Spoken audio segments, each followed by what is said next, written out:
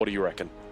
I think it's like 65, 35, but you know what? Let's let the action speak for itself. We're finally there, guys. It's finally time.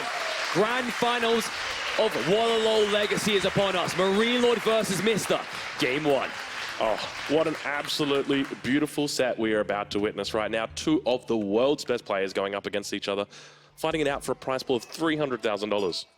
It's a massive lion's share, right? You double what you earn if you win this final, so no small feat. And first thing I'm looking at is the deer spawns and how easy it is for maybe Mista to snipe out his own and then take away from MarineLord. MarineLord's a little bit more stretched on where he has to go for the deer, but one benefit is he's going to spot them out very quickly because he's moving out for the dock right where they're located. So I'm not sure Mista's going to get the lion's share of the bounty here. If it was a different spawn, maybe he snatches some of the third deer stack. Yeah, he's got another deer stack here over to the west, the MarineLord. Let's have a look and see Mista.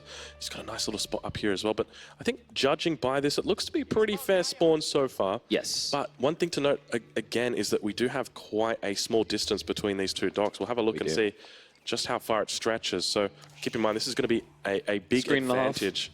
Yeah, actually, it's quite a bit bigger than what we're typically used to. You know, you think about that Lucifron game. It baits you. Yeah, it does, really, doesn't it? So I think maybe this is a bit more of an advantage to MarineLord because it's a little bit longer for the Mista to get over here. You know, the demos are going to take longer. Yes. The attack ships are going to take longer. The transform's going to take longer. And I think the key is if MarineLord gets up to 3 docks, that whole demo strat gets more difficult. Yep. Because the idea is you build these archer ships, you delay the demos, you keep them back, and if your opponent has maybe 1 or 2 docks max, you're like, I know where the springers are coming. Exactly. I'll kill them instantly. When it goes up to 3, it's almost like, you know, when you're in the park and the guy's like, follow the rock under the cups. Yeah. I don't know where we're going here. Yeah, I feel like it's the same thing, kind of like whack-a-mole. Like you don't know where it's going to come up, so you just got to hit them all and hope for the best. But and you know, the demo ships aren't exactly cheap, right? They're a heavy investment. If you hover on them, you see it's 160 resources. That's a lot. The most important part about that is the gold element. If you think about what's happening right now in the way that people play water, they're barely touching gold whatsoever. Yeah, very true. All right, well, we continue moving forward. The fishing boats continue coming out. Now, keep in mind that the Rus fishing boats, there's only one of them out there, but they do have double the strength of those normal fishing boats. So don't be surprised when you see that there's a bit of a lack of fishing boats towards that north side. And keep in mind, MarineLord does have to still go on gold, or Mista, already up at 240. It's very cozy to go up. He will want to get some more gold in the bank when he wants to get those demo ships, but that's the beauty of the Golden Gate build. Yeah. Just trade wood for the gold, and you're good to go. Yeah, it's a very, very simple thing. I mean, the landmark's just such an amazing landmark. So it is. It's like, I think it got slightly relegated because the TC build's just not as good anymore, but it's still a very high-tier landmark, and also because he's got 240, he'll have enough to trade 1 ticket and build 2 demo ships. All right, well, let's take a little look at MarineLord's base on that south side and get an idea where he's going to be putting that Archon down. I guess he's probably got to go right here next to the lumber camp. It's quite the beaut. I think, so far we haven't seen players take both wood lines, and I think you don't hear either. You probably just go wood, gold. Also just keeps you condensed a little bit further back, and it's not on the 40 base. Yeah. It makes sense. He's actually got quite a nice little pocket back there at the big gold as well. Just above the smaller gold, we can see it right there. So I think it's very greedy to drop it that deep, though, right? No, I think he might go just right above the lumber camp. I feel like just to the right of the lumber camp. Yeah, right there. That's a beautiful spot. So that could be a way that he looks, but his age up is about to come through right now. We're right on board with him. As it does come down, it does a force. Oh, there it is. There it is. You're right. He does get it. I've seen plenty of players where I want them to do that, and especially when they're doing water maps, they're like, no, minimum walk time and the closest to my TC. But look at MarineLord, 8 villagers on the Archon Chapel. He's matching this, the speed, the haste of the Mista. He's being caught. He's got 7 villagers on the Golden Gate. At this rate, they're probably going to age up at the same time. And this timing I'm talking about. And also the difference is MarineLord set up a second dock far to the right. Yeah, so here it comes now. It's far enough away that if he sets another one up behind this, like that's that game of follow the rock. You can't easily just block out with 2 demo ships. If you have to invest in 3 demo ships, you need a second ticket of trade to do that as the Rus. Yeah, and you can see how aggressive he is right here at the front with these fishing boats. These are mine now. Yeah, well, not only that, but those fishing boats right there, they're going to be mine shortly as well. But look at this, the age up time so early for both of these guys. It's going to be just shy of 4 minutes 50 for each of them. Not a bad little build order that we've got here, KP. Yeah, like I'm waiting for MarineLord to see if he goes into that third dock, just because then it gives you garrison points with all these fishing boats, and it covers the delay in getting the springwheels. But straight away pumps the first springwheel out. Mista has got all these fishing boats here. Maybe you don't want to convert them all. Maybe you only want to convert 1 or 2. And instead, what do we talk about Mista all the time? Like, I'm going to do something that's going to force a reaction at you. So I think he just converted 1 of them. The other two are just going to be here fishing, and they're a looming threat to MarineLord that he has to react to appropriately. All right, well, let's see exactly how it plays out. We can see MarineLord going for an archer ship as well as a Hulk, and now we've got a bunch of archer ships that have already morphed in for the Mista. There's the third one coming in. He's got another one in queue. He's going to move out. He spots the Hulk. Immediately needs to fall back away from that KP. You got to respect it, right? Because so he needs to go up to 5 to 6 archer ships, and then you need the demo ships, because now the timing is a little bit skewed. You can see MarineLord is going to the archer ship, and then in the next probably 20 seconds, he's going to be ready for the secondary Springald as well. All right, well, we see that villager moving out towards enemy docks as well. Look at him covering it. Oh, baby. Got to be so careful right now. I think he needs to wait for the demo. He can repair on the aggress, right? So he doesn't have to go back to his own docks to heal. And you can see right there, where's the villager? You can see it's underneath. And this is where it gets so difficult to defend. And he's repairing up that front. The archer ship, look at it, he's barely taking any damage right now. And now the demo ship comes in, and MarineLord's going to have to back away from the dock. He's half HP. He has to pull the fishing boats to do this. And this is what I was waiting to see happen. We haven't really seen it so far, is bringing a villager around. On a map like this especially, it's such a short distance to go. Just great play there. Also, compared to the HRE, why we don't see them do it, any villager doing this, it's not one villager not doing it, it's 1.4 villagers not doing it because of the early inspiration. Yeah, well, we can see he's somewhat looming up towards the north. MarineLord looking to try and chase back that demo, but now on the south side, the demo ship, beautiful dodge coming out from the Mista. Lovely micro right there, and now demos from the north. It gets taken out. At the same time, we've got a second Hulk, but the second galley pops out. Beautiful micro right now from MarineLord. And now you need to kind of get out of dodge or get to the waterfront. But the problem now, he noticed it this time around. He snipes out the villager instead. He'll take a little bit of damage in the process, but once that villager is gone, you're one down. You don't have repairs away from home. Great micro away from MarineLord just in time. Keeps the archer ships alive. This is such a beautiful response from MarineLord right here. The fact that he knew to put 8 villagers on the age up, forced that response out early from his opponent, meant that he was not overwhelmed by this attack, because any other player right there is caught with 4 archer ships and 2 demos in their base, and they got nothing. Nothing. Now you fall into an awkward stance, right? I mean, we talked about this already, like Boulder Bay, you can see 5 out of 6 times they picked on Maroos. Every time before they've been losing the English, they just can't beat them. But now MarineLord's saying, well, it's not just the English you have to worry about. How about the HRE? And you see him now up at 4 Springals. Mister's stuck at 6 archer ships. I'm not looking the way that this is going. This could easily just turn into a fast GG unless Mister now out micros MarineLord. Yeah, how does he switch this one up? Because this, you're 100% on the money. This is where it goes. So MarineLord looking to try and push the hammer right now up against the board, but he needs a boom ship out. He's building a second dock right now. This is worst case scenario. He's going to start losing it all, and that is it. Boulder Bay, always so vicious. MarineLord in the name, and he's Lord of the Marina here. Absolute. I mean, beautiful defense right there from MarineLord. I think coming into this, we knew that Mista has exposed his strategy somewhat throughout the games earlier, and as a result, MarineLord's identified that and says, hey, we just got to make sure we get up quickly, and then we can deal with it. And that's the thing, like, this looks quick, and some people will be like, oh, silly map. It's like, no, it's the elegance of these small differences in the early game. You know, you can say what you want about Naval, but Boulder Bay offers this visceral approach to it. And I'd say, in a lot of ways, I love this new Naval system compared to the old one, because you don't just wait until 40 archer ships to kind of end the game. Yep. It snowballs so quickly that the games can be over in 10 minutes, but they can still be enjoyable for the small micro differences that we see. Yeah, and it was beautiful micro from MarineLord. The way that he identified, there's a fire ship towards my north. And I think there was a bit of a mistake by Mista to leave it exposed, because right next to him there was that stealth. I say stealth forest. It's probably not a forest. It's probably more of a stealth kelp field? Stealth water is what it's meant to be called. I call it the fog, right? Right, yeah. But we got fog of war, so it's like it's the stealth fog. Yeah. So interesting thing about that is that MarineLord, and I mean, I wouldn't be surprised if intentional on this guy. When he pulls his fishing boats back from the front line, they're gathering that area, and you have to remember that fishing boats are like scouts now. Right. So they can see a little bit into that fog, so it's even harder to use the fog area on water correctly. We'd have to go back and double check, but I think it might have just been sitting right on the edge. Yeah. So maybe Mista just going a little bit greedy with his rally points or something like that. And that cost him, because that set MarineLord up with a great position. He knew exactly what the angle would be running with those demo ships, and as a consequence, he was able to take them both out. No damage done. And I think in this short game, something to really highlight is this idea of health as a resource in your fights. What he'd done is he min-maxed the archer ships to the very end, right? You saw them moving away pretty much on fire, limping back, going, Papa, please save me. And just in time, the Springals then sweep in. It's just a good cover and fire maneuver that shows you why MarineLord has always been seen as on top and remains so in his micro as he was known in the early days for. All right, well, looks like we've got map number 2 up in this best of 7. It's going to be Gorge. Yeah. So where do players go from here? Is there going to be an Ottoman pick, perhaps? Both players have got Ottomans available. Both players have got French available. Both players, I think Mongols available. Maybe MarineLord goes Ottomans, and then we'll see Mr. go for HRE. I don't think he has any other map that he necessarily like sees HRE as like the absolute required pick, because you haven't got like Mediterranean in there, right? Yep. So while HRE would be strong, the thing is, like, he could just want to hold HRE to make MarineLord be hostage to this double Delhi pick he done. Yep. Because as we know, HRE crotch stomped the Delhi.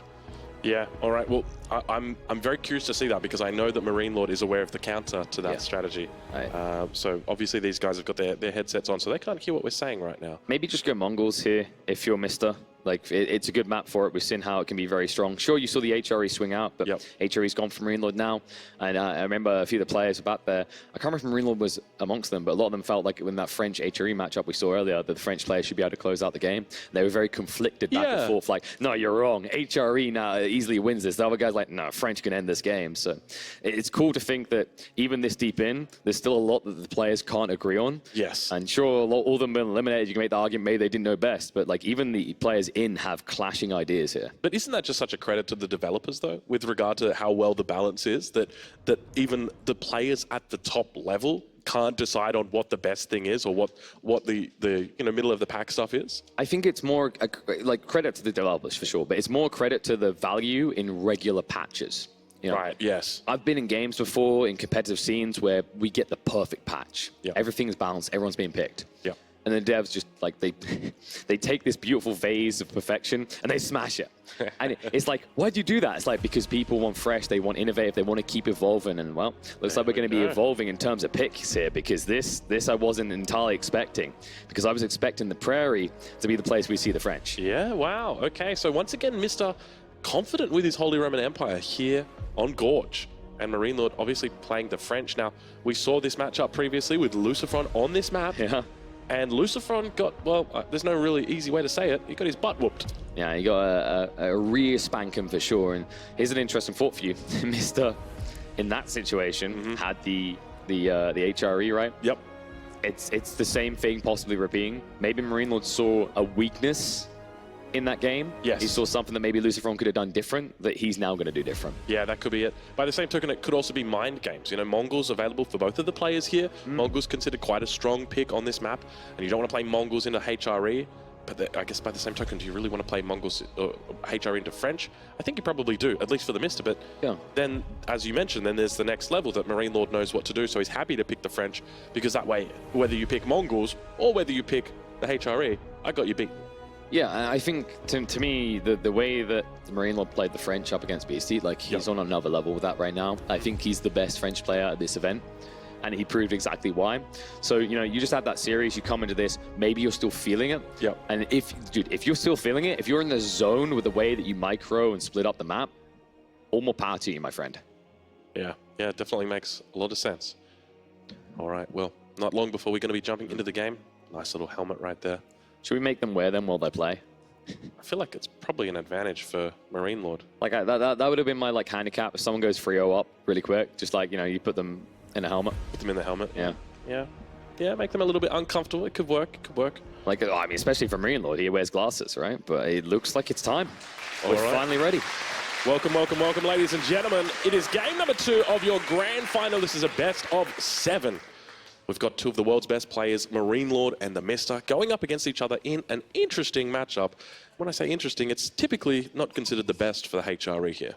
No, it's one that we've seen already today, where it did look good for the HRE. Even though they were under pressure, they refused to break, which is why Mista returns to the Holy Roman Empire. And MarineLord is going to be role-playing as Mista's earlier opponent when Lucifron whipped out the French on Gorge. Yeah, so I guess for anybody watching along at home and wondering what we're talking about, so TheMista has played this matchup before. He played it in his semi-final, and he brought a beautiful strategy to the table. Now, we know that MarineLord has gone away. He's watched that.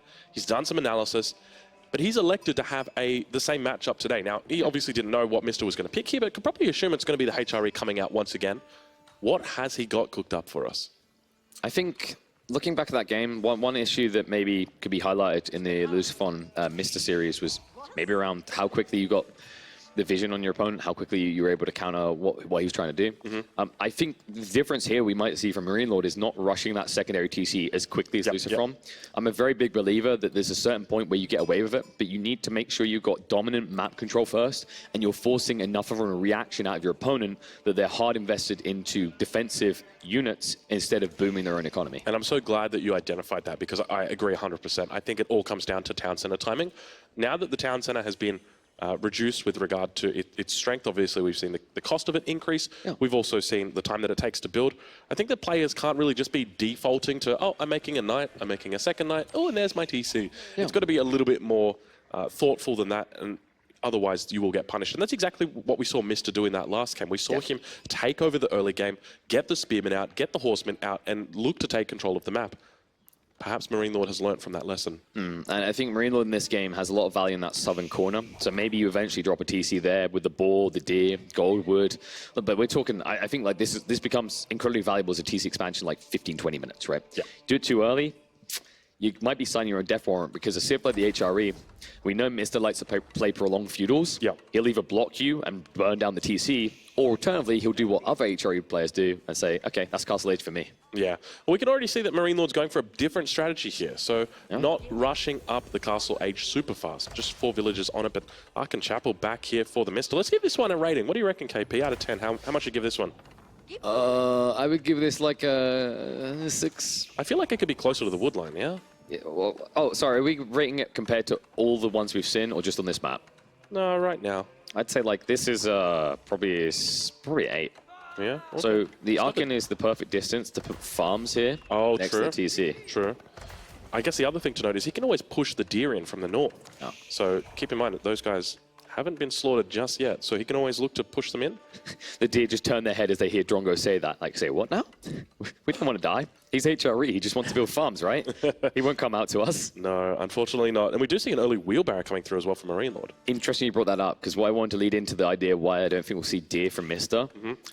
He hates seeing wheelbarrow, right? He very rarely goes it unless he's got a clear reason. He's a very big believer. If I'm walking, I'm not working. Yeah. That's interesting, because you're 100% on the money with, well, he's 100% on the money with that one, right? Like, if you're replacing your lumber camps, then technically you shouldn't need that walking distance. But even then, you can see it's a slight little difference. I feel I would love to know what the numbers are on the efficiency. And you know what? I'm sure he's done the math on it. I think we saw a 30-minute game out of him where he didn't get wheelbarrow.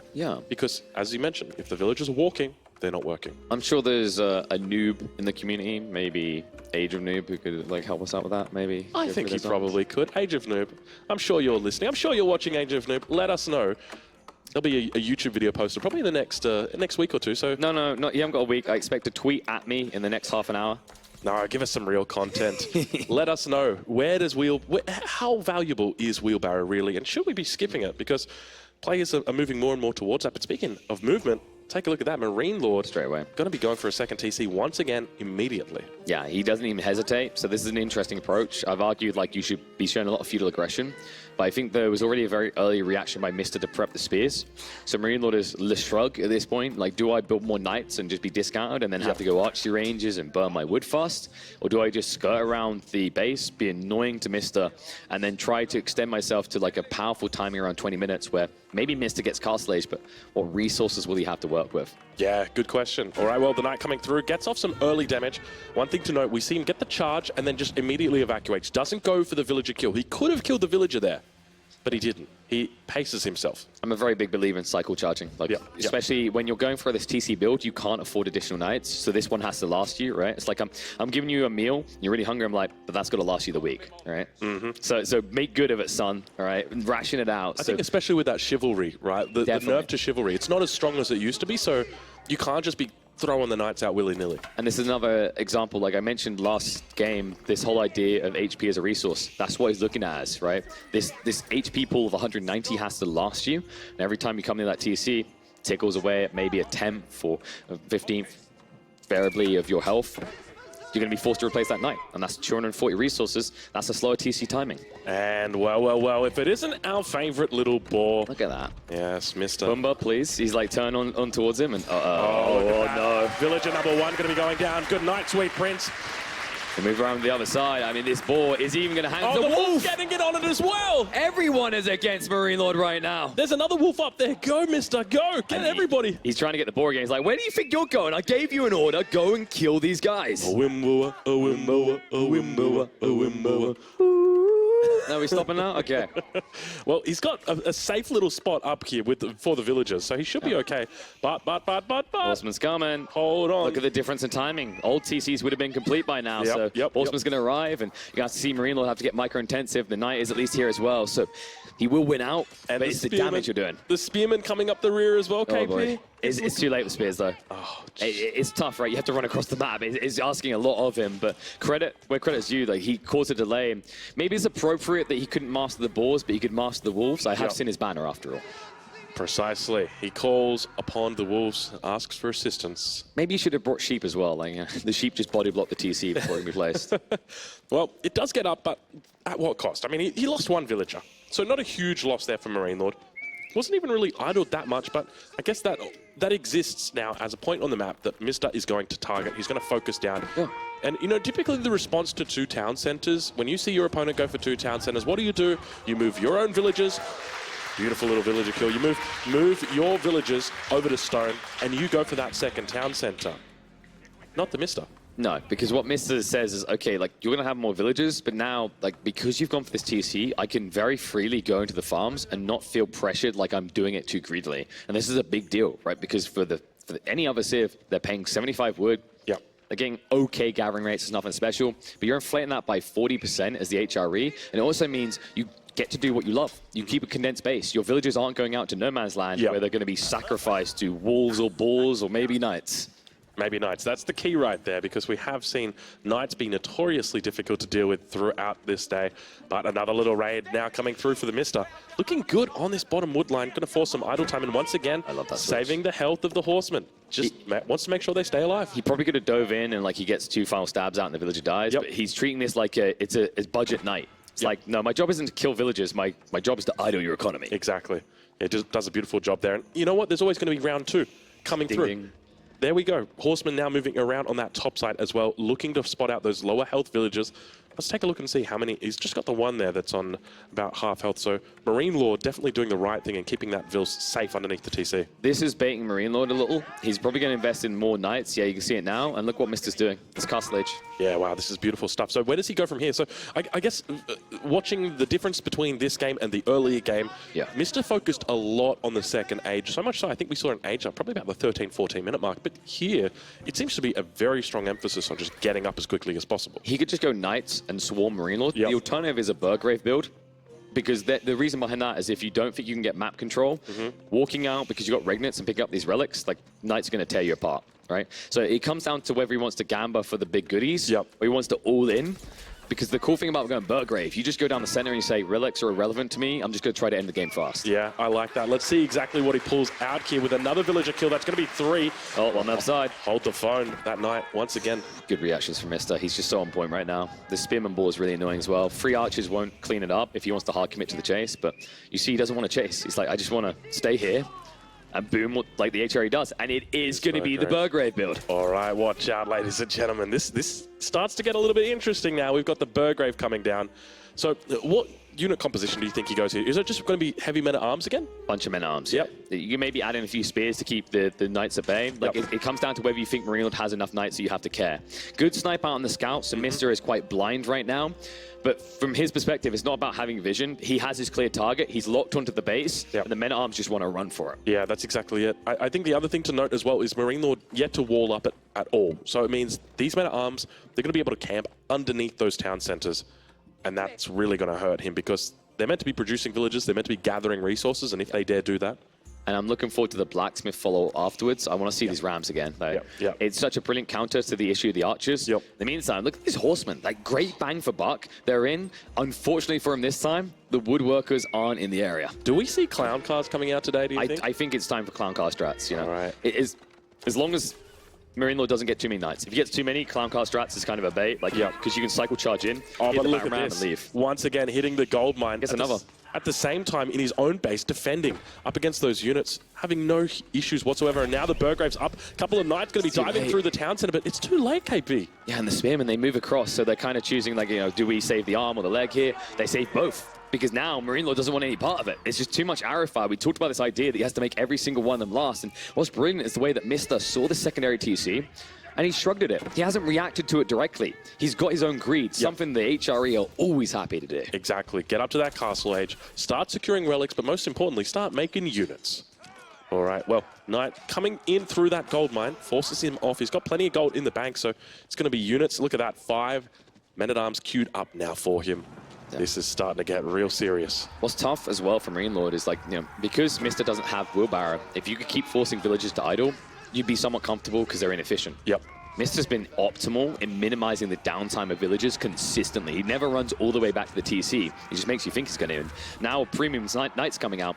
MarineLord's hand is heavily discounted, and he doesn't necessarily have the eco power to keep controlling the mid-map and tech up. Yeah. He has to make a choice. He's either all in feudal or he's giving all the map over and trying to go castle, which you don't want to be doing as the French. And that's exactly, I think if right now, if you give up the map, you're going to lose this game because it's just a matter of fact. The men-at-arms are too strong underneath the town center. There's no way that you're going to be able to defend against them. But we do see MarineLord fortunately spending more resources on units at this point. Yeah, and now you see Mista also pumping a second prelate. So he says, okay, now this is the point where you're leaving my base and you're leaving this map and you might be leaving it with a loss. So I'm going to move out and start picking up relics. He's got one safe to the east side of his base. He knows knights are either going to have to be part there or left side. So he can just make his choice. And he makes the wrong choice in this situation. He didn't know that MarineLord was guarding. Perfect read by the Frenchman. Yeah, beautiful, beautiful job there because that's an expensive loss there. Yes. It's 100 gold and you're missing a villager, right? Precisely. Yeah. All right, well, the Knights continue running through. A couple of spearmen getting thrown out nice and quickly on the defense. And one of the great things about Burgrave is that you can just do that. The enemy comes in with some Knights. Hey, here's some spearmen ready to go. And I love that MarineLord isn't going back to his base to defend. Look, he goes for a two-pronged assault. He comes on both sides, onto the gold vein, across on that villager that's around the stone, moves straight into the wood line. He says, okay, you can cut me down, but I can cut you down faster. And no wheelbarrow right here as well. This is the key thing to remember is because Mista never goes for wheelbarrow in these games, his villagers are running slower, which means they're taking more hits from the Knights. And MarineLord has wheelbarrow, so he's happy to just run away. He can do it very quickly. And that movement speed differential is just massive in this situation. Just look at all the blue dead bodies. Mista done such a great job for so long. But now that MarineLord is up to 15 Knights, this is starting to spiral out of control in favor of M-Lord. But we do see the men-at-arms making their way across the map, but the numbers here looking really good for the MarineLord. He has no upgrades. He has no heavy maces. He hasn't got the two-handeds. He's not doing more damage to these Knights. And Knights will easily beat out men-at-arms one-on-one, even two-on-one. And keep in mind, this whole time, the second town center has been printing villagers out. This is falling apart for Mista quickly. Yeah, it's really not looking good for him at the moment. Fortunately, takes out a Knight there, but even then, okay, all right, this is looking good. This is looking better. I mean, like the idle economy on both sides, but just look at the difference in the size of the economy. It's absolutely huge. That's it. Good game, going to get caught. It's a quick 2-0 once again, opening up. Wow. Series KP. MarineLord ain't waiting around. He's like, you know what, has he got an early flight or something? He wants to be out here fast. That was very fast. Look, I mean, you play with fire, you're going to get burned. We knew coming into this that Holy Roman Empire, it's a hard matchup against the French, and I think we get to see the reason why today. And that's the thing, you know, that series earlier, I think Mista had a great read on what Lucifer was going to do. He held really well. A big difference that happened in that game was, one, the timings on the TC that Lucifer built, and also the fact that Mista, with that extra breathing room, was able to get forward outposts with spring order placements that caused some nuisance. We didn't see that this time around. He had to naked rush castle almost as fast as possible, left him very exposed, beaten in the streets, and just a great read by MarineLord. His timing was perfect. He didn't panic and rush. He waited until he had 2 groups of Knights. He didn't come back to base. He said, those men-at-arms are annoying, but they do less than half the damage to my Knights, and they move a lot slower. Yeah. What was the difference between that game and the game that he played earlier against Lucifer? Is there anything that you can identify? I think there was an element of scouting in that game, right? Because if I recall correctly, like he was out on resources that maybe didn't get seen. I think the bigger deal was actually, it was genuinely the outpost. Like Mista moves in and he places an outpost on the French side of the map. And the Spring was like picking units as they run across and hurting them before they arrive. Then he had another outpost at the fort of his base, which also made it harder for Lucifer to fight into the base. This time around, you know, we saw the same gain level agreed, but we didn't see a reliance on static emplacements to get you through. Yeah, that was exactly it. You know, I think in that first game, we did see a lot of spring-load emplacements coming out. Obviously, not even enough time for that, but... They're so effective, and then you fortify them, and it's like, at that point, it's annoying, because if your opponent fortifies and you're on the timer as the French, well, I have to build rams. Yeah. What's the worst civ in the game to build rams against? HRE. Yeah, that's exactly it. All right, well, coming into this, I mean, you've lost the first 2 games. Now you're thinking about picking the next map. What do you look for here? What's something that is Mista's strength that he can really play into? Because he's got no access to English. No. I mean, he's got the Mongols, so do you take something potentially like wetlands? Prairie, you think? Oh, yeah. Okay, I actually said that before it came up. I'm very happy with myself. Smile on the face. Because you mentioned it, he's got Mongols. Yep. MarineLord doesn't have French anymore. Yeah, I think that's probably the best way to play it, right? Yeah, so now it's a case of, does MarineLord pull out a Delhi here? Does he mirror Mongols? So yeah, Prairie here. Okay, so he's also got... So I've seen players play the Abbasid, but yeah, maybe Mongol Mirror is the way to go for this? I mean, do you really want to use Abbasids here when you could use them on, like, Basin? Do you dare go Ottomans, potentially? That's what I was wondering, but I'm feeling like Ottomans... If you want to keep an Ottomans and a Delhi to flex between, say, Cauldron and Dry Arabia. I mean, Dry Arabia especially, like, the Ottomans are looking phenomenal on that map. I think there's something like... They're 5 wins, 3 losses. Maybe it's not that high. It's pretty high, though. I feel like, okay, it's highly likely that we see from MarineLord right here a Delhi pick. He's got double Delhi, which means that obviously the chance is double to see that come out. But there are still good maps for the Delhi civilization. We've got Dry Arabia, we've got Basin. So there's plenty, Cauldron as well. All 3 maps are Delhi-favored maps. And the longer that Mista doesn't get a Delhi pick out of the way, the more his Abbasid pick is held hostage. True. Yeah. It's a bad matchup for the Abbasids on a lot of maps. You know, we did see some miraculous turnarounds like Casva versus Recon, where Recon played condensed, was able to beat the Delhi aggression. But historically, and still to this day, and if you ask most players, they'll say Delhi beat Abbasids. All right. Well, it could be the new Ottoman civilization that's coming out, but I'm going to pull the trigger on Mongols. I think it's a safe bet here for Mista. He could just pull out his French. Actually, I remember he's got French. Like, yeah. It's 6 wins. Yep. 6 wins on 9 picks of the map. Like that's absurd. So he's got the French. It's going to be predictable though for MarineLord. It's a question then: do you pick up the Delhi? Because I think, you know, although you've got less wood than Dry Arabia, it's that same. We saw that same kind of counter dynamic. Is like people eventually cracked French with Delhi on that map. Right. Yeah, I think that actually might be the smart pick. Maybe Mista just looks to the power of the French here. I mean, we did see that already, right? Because I think that was BC versus MarineLord.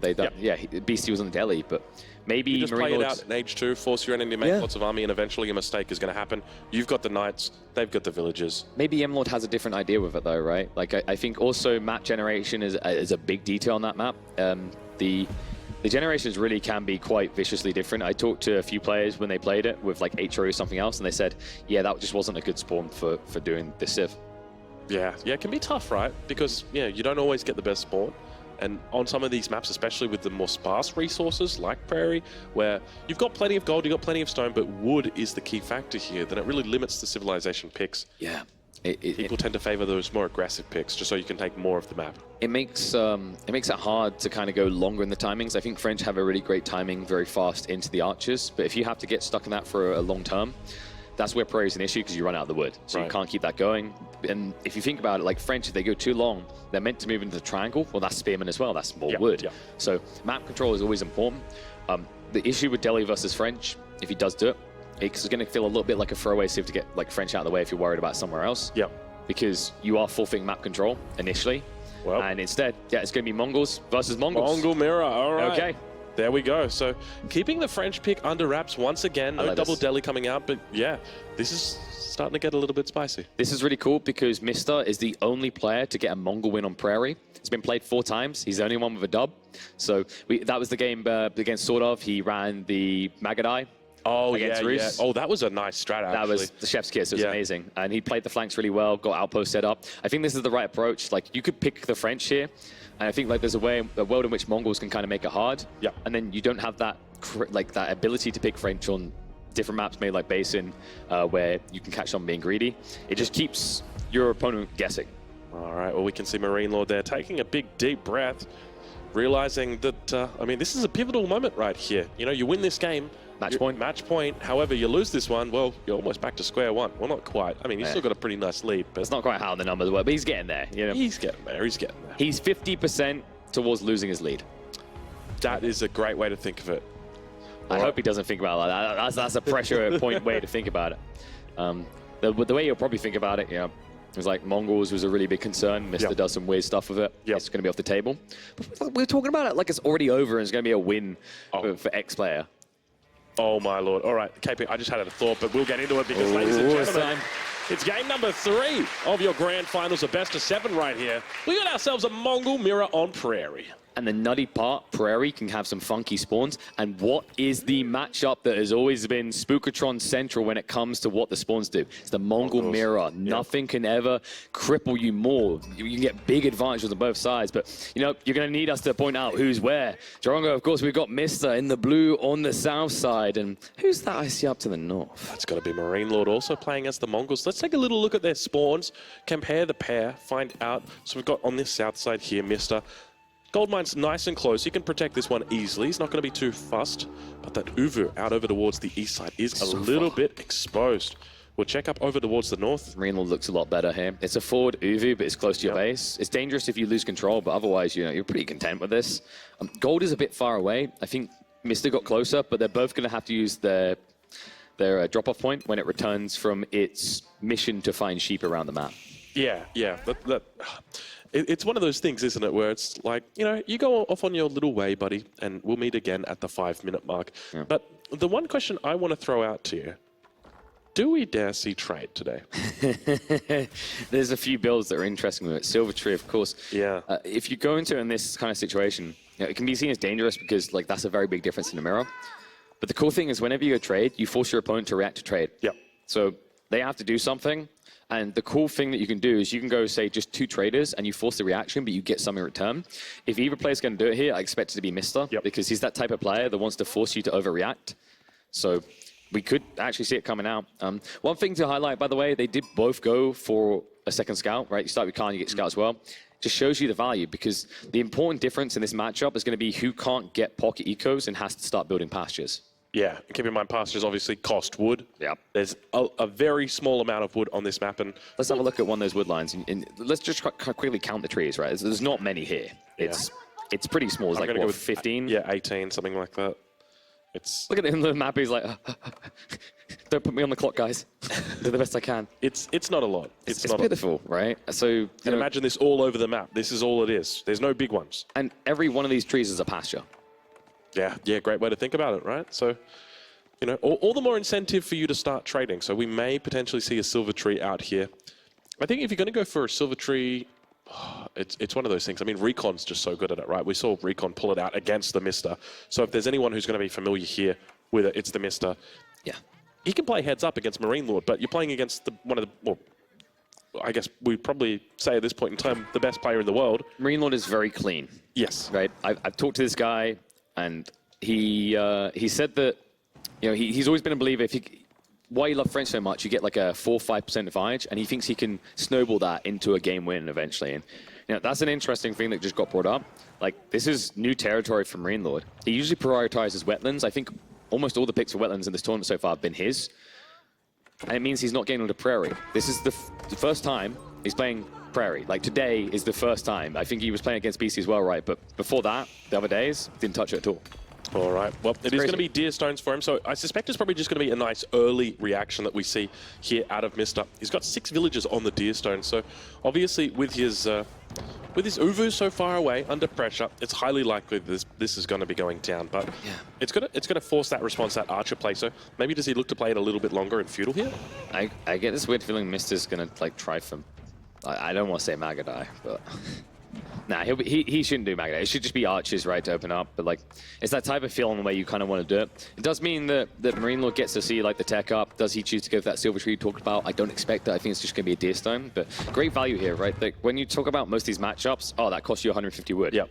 Oh, well, that cost you 150 wood, and I got paid in food and gold as well. Extra 50 for me. And you've also lost the trickle now from the Uvu until you replace it. And your opponent still has the trickle. So it affects your timings. It affects, okay, sure, you age up and normally you make 2 lances. Well, guess what? You don't have that wood, and now you also can't make another stable as well because you spent that wood on the Uvu. There's just so many consequences to losing this early Uvu. And this is the crippling detail of Mister's choice, is that, you know, you're forfeiting it in a layout where you can't protect your Uvu. That's an incredibly dangerous thing to do in a Mongol mirror. Yeah, we can see right there. There was a closer stone to the start, but obviously didn't scout in that direction. So I'm wondering if he thought it wasn't going to get seen, right? If he could like get away with it, and that maybe it's like only one Khan coming out, then no scout from MarineLord, so he doesn't ever spot it. Yeah, an interesting decision to avoid going into that, but for the moment we move forward. The Deerstone's also coming through from MarineLord, so not going to be seeing any trade, or at least any trade landmarks today. Doesn't mean that we won't see any trade, but double Deerstones here. So at this point in time, you definitely have to give the advantage over to MarineLord. But I think the question is, does Mr. look to play this out in Feudal? Maybe think about a second town center, maybe just think about a lot of aggression. I think he wants to get map control and be very aggressive, and that's why you're seeing him prioritize wheelbarrow already. This is usually a sure sign that you're going to try to play pocket ecos fast, and because he's one step ahead into the archers, he can do that. The problem he's going to have here is the instant reaction. It's going to just be archers coming out from MarineLord. He could have opted to go into horsemen. It's a little bit more pricey though. And I think what he understands is that slight lead he got there, if they now just mirror each other and spam archers, it's a micro-intensive thing, but both of you are going to run out of wood around the same time. Yeah, not only that, but you're going to be behind as well, considering your enemies had the Uvu pumping out this whole time, whereas you haven't. And he also just has spears to throw away, right? And you know how it is. Like, you've got archers, you see spears coming in, like, I'm going to kill them. Yeah. But while you're shooting them, archers are shooting you. Yeah.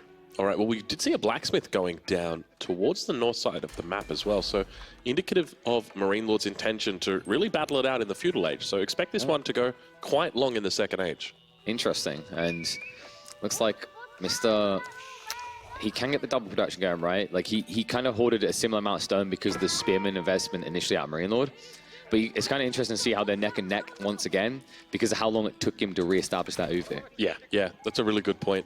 All right, well, we've got wheelbarrows coming in for both of these players here. So Mr. rarely goes for wheelbarrow, but we do see him picking it up today.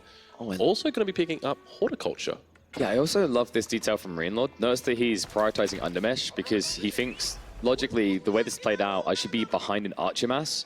I also have spears. It's going to make them last a little bit longer, so he's just playing defense. It almost looks like he's like, ha, cowards, you don't want to win the fight, you just want to survive the fight. But it makes sense because of the spearman. Yeah, interesting detail. All right, well, the wheelbarrow comes through. The upgrades make their way in as well. Surely, we're seeing a double broad axe come in from the Mister as well. So hello. This, I mean, the more and more I see this, the more and more it's giving me signs that we're going to see Second Age. I want to run out of all my limited wood faster. Yes. Well, that's exactly it. But fortunately, I have a Gur that means I can just keep moving to new wood lines, right? Yeah, I think what he's looking for is to see if MarineLord is all in on the same production, and if he's not, Mister's going to try to get wood together for a TC drop. And then get more food off the back of that. When you say TC drop, are you talking about? No, I'm not saying rush into his base. I'm saying secure mid-map resources. He could even think, if you look to the right of his base, he's got a boar down there with a deer as well. It's like a great place to shuffle out a TC for Mister. Do we dare see a TC drop actually happen, though? Because obviously you can't drop the first one, but you can drop the second one. No, really. I've seen it. It's actually still really good. I don't think it's good on this map, though. Oh, it's a long way away. So you can't hide it at all. You can't hide your intent, right? Yeah. And that's a very big part that breaks the deal. You want it so bad, though, I can tell. I really do. I really want this. But the archer mass continues building up. Both players still with archers in the queue at the moment. Upgrades now starting to come through. Keep in mind, the key difference here, as that sheep does go down, because these players are monsters, is that Mister's got those eco upgrades working for him. And at the moment, it might not be a big difference. But 29 vills now, it's starting to add up. It's going to add up a lot more. It is a secondary TC. Just look at his wood right now. So the Mister, by the time he clears the wood line, he's going to have enough to drop the TC. That'll allow him to secure a second wood line somewhere else. I'm still wondering where he wants to drop it, if he wants to prioritize food. Like, I'm looking to the right of that base. That boar is far away, but it looks so tasty. What's going on here? Because he's actually got 800, and you do need 900 for that one. So is he on straggler tree? No. He's looking to Castle Age here. This is... Wait. I'm seeing so many signs from Mister right now, and there's no way he's like baiting him, because like MarineLord sees this, he sees the wood's been raised, and MarineLord's like, oh, he's going second TC. but then you go cut. Like, is this because if any player in this tournament would do that, it's Mista, right? Right. But what's the benefit here? Because he doesn't have stables on the Uvu, so he's not going to get double production lances. Did he slip, maybe? Oh, he's going to have to take a fight. He does at least have the attack speed arrow. He's going to trigger first, but probably going to have to back up from this fight, considering MarineLord does have mass on his side, at least if he has all the troops. But it looks like MLord may have jumped the gun. Yeah, he's still got archers running across the map. Keep in mind, MarineLord's got +1 range attack and +1 ranged armor, whereas Mista's only running +1 ranged armor at the moment. So it means that the trade does come out in favor for MarineLord. Yeah, I think MarineLord, what he's trying to do there, like he's willing to trade the armies even so he can slowly torch down this Uvu, and then he can just outproduce. An interesting choice. He went for the maneuver arrow instead of the attack speed. Yeah, look at him dive in, but keep in mind that YAM network's going to keep those units nice and safe underneath the town center. He's not going to be able to push that issue too much, but behind this, Mista is working towards the age up. He is, and maybe like there was never a planned TC, maybe it was a reaction thing. Maybe he just hoarded it so he can go for the transition into stables, because we have to remember so far Mista has only built an archery range, so he does need to prep a lot of wood to flip into a new unit when he techs up. Both players now aging up at almost the exact same time right there, both with 9 villages as well. Must be something about this number, KP, because they're what's calling them. Yeah, it just feels optimal at this stage, like they are really neck and neck, and I mean, it's a game of small differences in mirror matchups. I slightly favor MarineLord's position because he just took out another Uvu. So in total, Mista has spent an extra 300 wood. Yep. And he's paid MarineLord an extra 100 resources. You're exactly on the money. All right, well, at this point in time, MarineLord, what angle does he look to play at? If we take a look at his base, what kind of production do we have coming back in on the Uvu? So it's going to be a stable, so lancers. Yep. And he's obviously got the range as well as the rack. So he found another Uvu. How does he keep finding these Uvus? He's just bouncing between Uvus at this point. He's on Uber Watch. It's kind of rough, right? Because you Isn't that a game? not one we're checking out, my friend. Our shooting comes in the form of archers. All right. Well, mass. The step right out now coming up for MarineLord as well. So both players reaching that third age, and look at Mista looking to try and take a bit of an early fight here. Oh, defense arrow. Yeah, interesting decision from him, but Town Center also going to be helping out a little bit. The first of the men-at-arms making his way out onto the battlefield as well. Watch out, MarineLord. These men-at-arms, they don't mess around, but you can see MarineLord ignoring that men-at-arms. I say that until he gets shot in the face with a whole bunch of arrows. He ignored the villager that he body blocked. I actually thought he'd just take that kill, because it's just a freebie right now. Right. But he's a little bit paranoid. I mean, MarineLord is in a much better position at this stage. He could have just kept diving in, sniped a few villagers, idled out Eco at the beginning of the tech up. Would have frustrated Mista, and behind it, you would have been free to do whatever you want on your side of the map, because that's the difference here. You know, this is a map of being the tempo aggressor, and so far Mista has shown 0 signs of being the aggressor. Yeah, he definitely has, and I mean, from the get-go, right? MarineLord's been in his base, in his face, and it's been tough for the Mista. He spent so many resources on these Uvus, and we now see him putting down another Uvu. Was it another Uvu down towards that west side? I have to double check and see. Yeah, it is another Uvu. We're just going back and forth. He spent 600 wood on Uvu this game. He has, on a map that has limited wood. That is excessive. That is Uvu the top. Oh, Sorry, I had to. I'm a father now, you know, I'm allowed to. It's permitted. That was slightly Uvu kill. All right, well, the men-at-arm numbers are beginning to build here, but for anybody wondering, how does Mista get back into this game? The way I see it, it's got to be through the Lancers. It's got to be through the control of the Lancers and finding villager kills, moving out across the map and trying to take them down. Yeah, I just need to see some sort of cavalry making moves for Mista. Yeah, maybe punish the fact that MarineLord is greedy, hasn't protected his economy at home. But the crazy part is, if you look back at MarineLord's base, I think he had a few outposts, right? So he's not vulnerable either. He's kind of a step ahead. He understands that when you're in a Mongol matchup like this, there are going to be heavy cavalry units that bleed into your economy. Yeah, I think that's exactly it. But we do see upgrades coming through on both sides, both players going for veteran archers, so both of them recognizing the meta. We also see improved siege engineering also coming through from MarineLord. So that is indicative of his direction. So we may potentially start to see villages moving out across the map and a trench start to get built here with some outposts. It's tough to move across the mid-map right now, though, because there's lancers on the flank you just saw. So any attempt's going to be intercepted. It's going to be a slow process. I actually prefer this out of MarineLord. He's going for the relics. When you get map control as the Mongols, this is the next natural step you take. And Mista, unfortunately for the Mista fans, he's looking on the wrong side of the map. MarineLord's shamans went right. Yeah, well, down to the south. It looks like we might have a little bit of a raid. We'll dive on down towards that position. Indeed, it looks like the knight going to get cleaned up, but I think he gets a villager for his hard work. We're back here again. Oh, no, don't do it. Not to him again. He's only made 2 spears, 4 right? Uvus this game. Well, now he gets, let's look at the bright side, now he gets to make 5. I don't think that's how it works. But once again, MarineLord just on the ball right here, just cleaning up, making sure that these, I mean, he's just looking so incredible. How do you deal with this, KP? I think you just need to force MarineLord to come back, but it's so difficult. I think something we saw in the previous series, and even in this series, like MarineLord is relentless. He sees you go in his base, like, you know, the opening game, French Knights going in, Men-at-Arms going in his own base. He says, I'm not coming back. You need to come back. Yeah. All right, well, that's an unfortunate position because that's how you do it. Yeah, that is a giveaway. Don't. Okay, good. He doesn't. The crossbows are coming around the backside though, and MarineLord doesn't react straight away. Does he get to have? He didn't convert the wolf there. Didn't work. No, it doesn't work like that because he's convincing people to join his side. And the wolf is not people. Yeah, like you need collars. The wolf is immune to the word of the Lord. Yeah, you need like trank darts and collars, and then you need to teach them tricks. Well, we can talk more about that on our day off, KP, but let's get back to the action. Or the collars. All right, well, the numbers here not looking terrible for the MarineLord at this point. He's down 2 vills, but this night it's sneaky. Spots out the second TC. Army's guarding though. Mister's camping. Like he knows he's playing greedy, and in fairness to him, he's doing the appropriate thing. He's not saying, oh, I can be positioned outside your base. Yeah. Because imagine that your army isn't here and one Lancer does that. Like one Lancer goes in, half those villagers die. Yeah, yeah. All right, well, double outpost. And oh, I just realized the sacred sites. Take a look at this right here. We got double sacred sites on top of each other. And it spawned quite close to MarineLord's base as well. So maybe they should have picked Delhi on this, and then... Could you imagine a Delhi pick right here? Good God. This is a Delhi player's wet dream. That is insane. Yeah. They're like, holy crap, they put Lipany back in rotation? That is crazy. All right, well, I mean, at this point in time, MarineLord is trying his best to hold on, but it feels like the lead is falling away from the second town town center is coming down as well for MarineLord, and we see that the relic count jumps up to 3. MarineLord's going to pick up 1 here, but that's going to be 4 against 1. That's the thing. Like, he went relics first. I always prefer the relic first in the TC build, unless you're trying to end the game by like 20 minutes, maybe. Agreed. And this is another cool thing. This TC, this outpost, like, it secures the bore area. I think the difference is in what you're getting from these TC extensions. If you look at Misters, you secure new woods and you get a tiny patch of deer, right? Like, that's it. Imagine if those boars on the right side were a little bit closer. He could have went for that value, but it's too much open terrain. So where does MarineLord go to win this? Because at the moment, obviously, his enemy is scaling as well as he has. Yes. He's also got a relic disadvantage, a 3 relic disadvantage, which is big. And it soon looks like he's going to be on 2 sacred side disadvantage as well.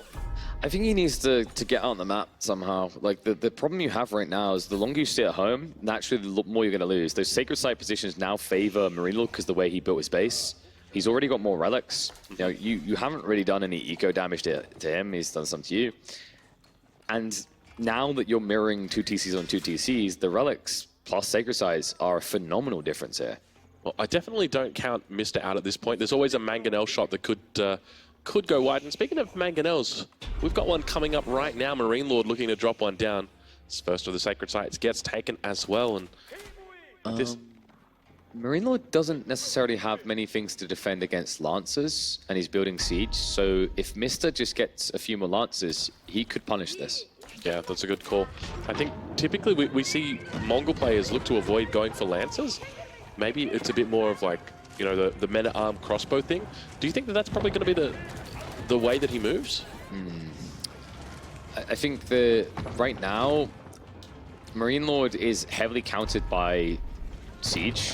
But he's also kind of heavily countered by Lancers, no? And either of those are a big investment for MarineLord to make, especially if he's being pushed off of his lines like this. You can just see the move in now. Like, the UV is just once again going to be pulled away. Backside Lancers do at least stab in, but there is just a creeping concern that MarineLord continues to give too much of this map over, and it's not his fault at this stage. Like, this is a ramification of the early game where you don't get to say, let's have a 50-50 map spread. Well, you mentioned ramification, but what about trebufication? Because the trebuchets are now starting to come down. Sacred Victory is approaching, and MarineLord, he's looking solid right now in this third game. Keep in mind, this is a best of 7, but managing to take away this victory right here is really going to put the MarineLord on the back foot. But just remember, for all the MarineLord fans out there, he has done it many a time before. He's made it in. He's done the reverse sweep. He has, but MarineLord has definitely turned the screws on him, right? Oh, yeah. It's squeaky bum time feeling because the right side, sacred side's not easy to decap. The left one, MarineLord has done a brilliant job. He's just sitting outside it. He's in range to respond, and unfortunately for Mista, due to the way he's spread his base, it means that MarineLord gets this perfect position between still attacking you and defending a win condition. Yeah, it's really good. MarineLord now triple upgrade at the same time. I like this. Horticulture, mining upgrade, as well as double broadaxe. But look at this, a little bit of a preemptive attack before the mangonels come through. Crossbow numbers pretty solid here, and look at this, Mista's got pretty decent numbers. All the mangoes have gone down. The Treb is also going to go down alongside it. I mean, you're going to lose your back line. This is a heavy loss from MarineLord. This is the greed I was worried about. So much siege, and yet so little to defend it. Great timing by Mista. This will eliminate the Sacred Site win condition, and now he gets to be the dictator in the mid-map. This is absolutely beautiful timing by him here.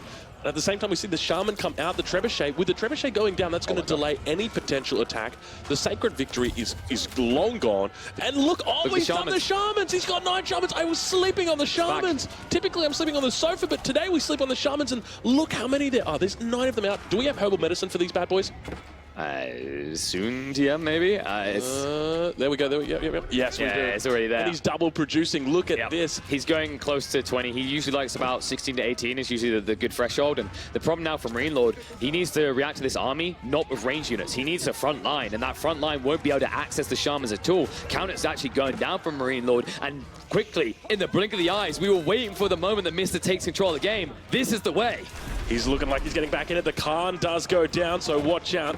But at the same time, he continues pushing through. There are villagers standing by, ready to be taken out. Lordy. If Mista is able to take this out. And look at the amount of units that are here. He's going to start working through on those villagers. He can almost ignore just the units, and he starts working on those villagers now. At the same time, we see a Springald coming down on the backside, just in case any mangonels get any ideas.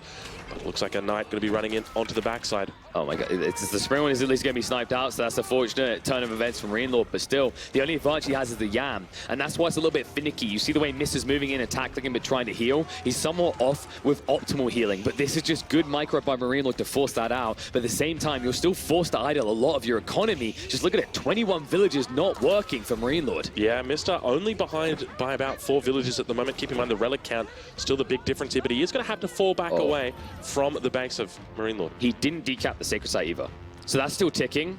So he needs to keep this pressure up so he can get out and do that right now. So if he ever bows down and goes back to his base and MarineLord rebooms army, he's going to get back in position to block any decap on these Sacred Sites. Yeah, and you can see the Yam network helping out right now, but it looks like he's beginning to mix in a couple of spears here on the front line. Yeah, I think you just want cheap crap right now. You need to essentially fick out the front line of your Shamans, because we've seen he likes to use the Shamans to just tank everything. Yep.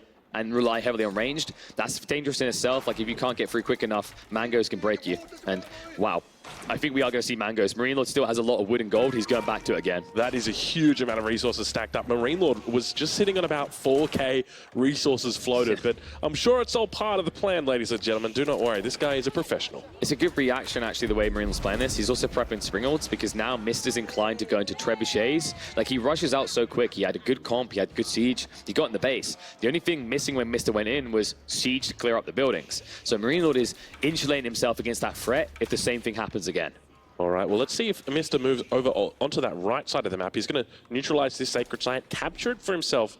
But is he going to be able to take these two out here? Because keep in mind, while the victory condition's not ringing for him, at least the gold is still coming in from MarineLord. Yeah, you can't hear the ring of the bell, but what you can hear is the chinkling of a change into the pot, right? The donations are being made, and 2 Sacred Sites always at his disposal, 4 relics banked. Like, this is glorious gold income from MarineLord, and that'll become important. Like, we've seen how quickly all this gold can be exhausted on a map like Prairie. Mista actually failing to leave a Shaman on the Sacred Site as well. Got to be careful with that one. We just got juiced up. Herbal medicine improved has come through for Mista, so it's improved. Yeah. Oh my lord. What's the actual difference between the improved one and the normal one? I'm trying to remember, because like we got more protein or saw something. it. Yeah. Probably. Yeah, you don't just get like some herbs rubbed on the wound, you get it kissed better by mummy. Well, that actually sounds like it works. All right, well, it's a swing and a miss. Oh no, he hits the outpost. It's going to be a 2 right there. Like, this is awkward. You're setting up a front line where your TC is. The only upside is this is not your typical Mongol game where I have like 20 pastures and all my sheep are in one location. Yeah, I think you can always move the TC back as well, if worse comes to worse, but the Springald moves out, doing a little bit of trading on the front line. Good exchange.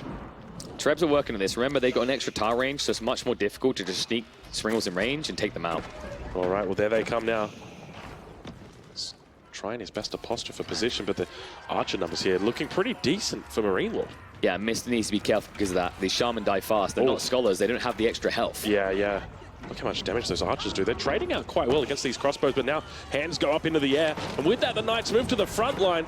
Beautiful damage coming out, but at the same time, Shamans here for MarineLord looking to hold on a little bit longer, trying to just buffer in on the front side. Springold's on the back, looking to try and take out the siege. They're successful, but now all of a sudden, MarineLord's mass looking solid. There's a Mangonel here, right? The Mangonel is just being kind of ignored. He can't get on top of it, so MarineLord's going to start to push back against this. You need to get on it right now. You see the torches coming out from the villagers on the front line. Anything to just get rid of the siege. He needs to re-establish control of the back line because that's where MarineLord is winning this fight. Mangonel is still butchering Mista's force. You talked about frontline before when he was adding in Spearmen. Well, what about Shaman? Look at those bad boys. They were taking up for so long on the front line. Men-at-Arms now beginning to run through. It takes a fair bit of damage there from that Mangonel, but the Mangonel does go down. And with that, MarineLord starting to struggle a little bit against this position. He needed 2 Mangonels, but it's so difficult to get to that. If you get to 2 Mangos, you can kill these crossbows quick enough. But you mentioned the healing for the front line, healing for the back line. He's just sustaining through this. The only upside is MarineLord once again has maneuverability with the Yam, but that doesn't matter. What are you going to use that Yam to do? Run away? And we can see right now MarineLord still trying his best to get out of there. He's got 31 archers, which isn't half bad. But down on that south side, once again, Mista consolidates. Patient reset. Now he moves out for mid-map resources because I said the gold back at home is going to start to exhaust. You can see MarineLord is going to be limited in his time because he's actually gathering on the northern backside of his base. Eventually, he's going to be in this battlefield as well with his villagers. And at that stage, you can just see this eco swing in favor of Mista. Yeah, he's doing a solid job here. Interestingly, using crossbows up against archers. Typically, we consider the archer the counter to the crossbow because it is much cheaper, trades relatively effectively with it. But obviously, when you get 20 healers and put them all together, well, it's a different kind of party, isn't it? Yeah, and you know, this is a eco party, a pocket eco party, because on both sides, they're now having to go out into the mid-map, go find resources. This is dangerous for MarineLord. He's full-foot map control. Mista has about 2/3 of the map that he can spread out on and take these food resources and offset a pasture transition. That's the danger I'm worried about. If MarineLord can't get out of his base soon, he's going to have to start building pastures. All right, well, the one thing I'm concerned about for MarineLord right now, he's only got 6 Shamans. And he's got 7 more in queue, but it's going to take a while for those bad boys to come out here. Compare that over to the Mista right now, who's sitting on 21 Shamans. How do you ever catch up to that healing difference? It's difficult, right? Because right now you at least have Archer Ball, but your opponent could go into Mangonels and force your hand. I noticed a bigger issue there. Thank you to Mapu for pointing out the difference in pastures. I mentioned the transition. Mista's completed it. Checking MarineLord's base, he's only now starting that transition. This is dangerous territory for him, especially now that Mista's knocking at his door. Yeah, this could be big.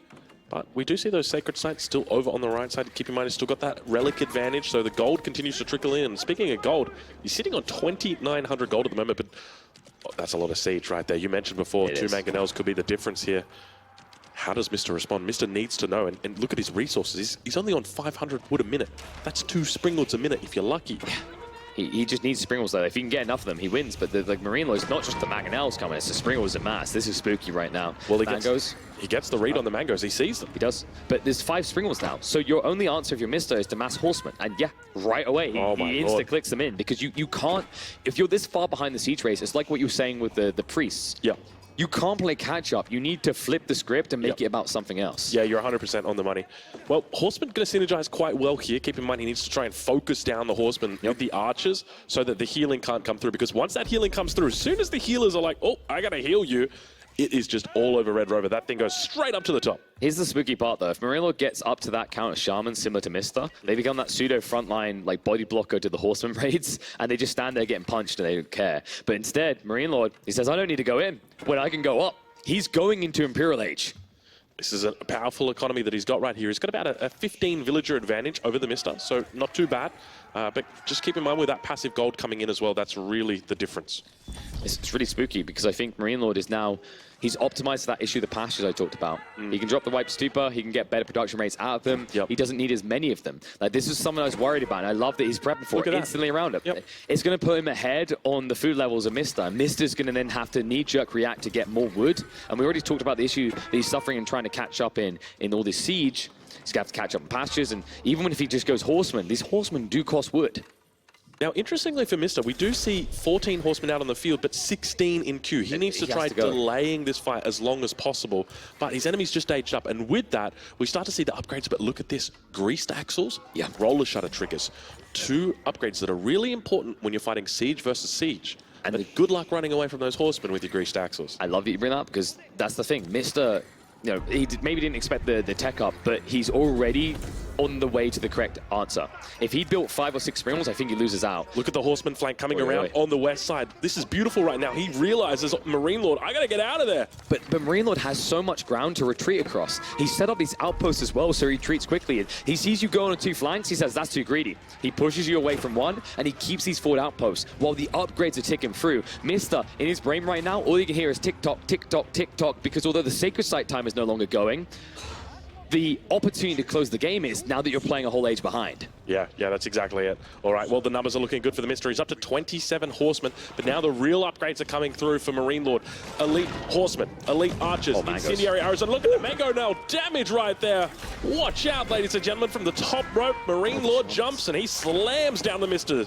Yeah, and now the flank comes in. Horsemen wrap around the back. That's a lot of siege, but the body block is there. It should be good enough. He'll just stand on top of the archers, and now you can't move forward with your back line because the Mangonels will smash you into oblivion. He holds strong, and there's just no clear way in. This is just buying time for the inevitable. MarineLord is almost done with all his upgrades, at which point, Mista could be in trouble. Mista not looking the best right now, but the Mangonels are going to go down. 2 out of 3 taken out, and now the push comes in. Mista looking strong all of a sudden. He needs to keep going. Elite archers on the defensive, but all of a sudden, body block. Beautiful surround right now with the horseman coming through. Stab, stab, stab. He's got 12 more in queue, running up the rear with the gear. KP, is he doing it right now? He needs to try and body block them right now. He's just bringing a front line, so it means MarineLord can always back away. He's getting reasonable exchanges, whereas you need to have enough horsemen to stop him retreating, because that Yam is kicking in again. Springles are going to survive this, so you can't even pivot immediately into siege. More Mangonels are being prepped by MarineLord, and Mista is now knee-deep in MarineLord, and that might backfire fast here. He's got limited troops. Mangonels come out, and they're going to smash deep. Good dodge. Just in time out, Mista. Oh my lord, that was so close. Those Mangonels, you got to be real careful with them. With 2 Mangonels especially, that's when it's really starting to hit home. But now, speaking of hitting home, incendiary upgrades or incendiary arrows is in here for MarineLord. You can't win these fights. You just have to run. You have to run. And you're running, but they run faster. They've got the Yam. The golden glow is there. The golden horde is here. Oh my lord. And take a look right now at the population difference between these 2 guys. MarineLord maxed out at 200 out of 200. The Mista 140 out of 200.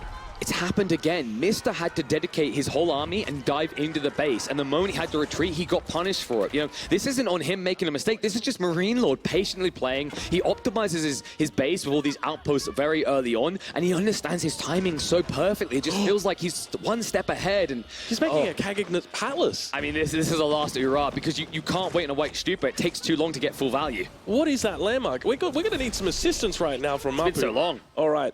It spawns a cavalry army of horsemen, Mangonai, or lancers every 90 seconds. And it's 5 of them, right? I like that it says or. It's just random. You don't know. Yeah, you don't get a choice. Yeah, I'm like, oh, and it's Mangonai. You're like praying, it's like nice, nice, nice, nice, nice, and it comes out Mangonai. Honestly, like imagine if Mista survives that long and it comes out nice, he's like, well, I'm done. Yeah. But it's Lancers. That's the best option you could have got. That's what you want. All right, I don't know how many it spawns. I don't know what their upgrades are, but it's been a while. Like, I can't remember if it was 5 or 8. All right, we've got a couple of upgrades coming through for Mista as well. This one in the top right-hand corner at the moment.